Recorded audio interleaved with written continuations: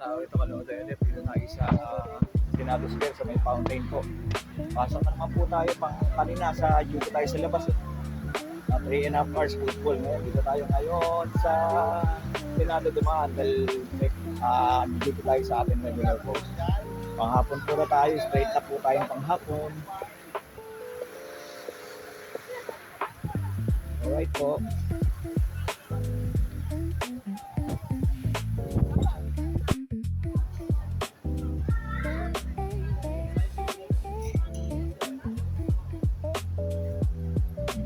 Hindi ako nakapunta buhat 2 araw.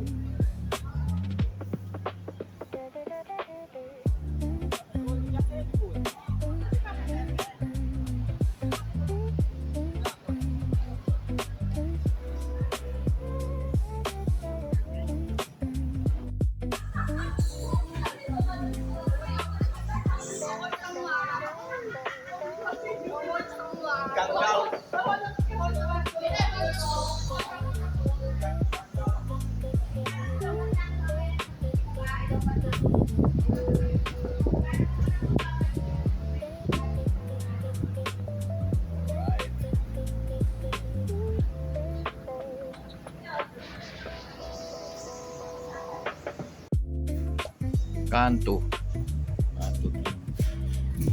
Tapos may ice cream dito. Akala ko ice cream. Ayun pala brand ng damit. Parang ngayon na parating yung bagyo rito. Parang ngayon pero makainangin. Parang ngayon na yung parating yung bagyo.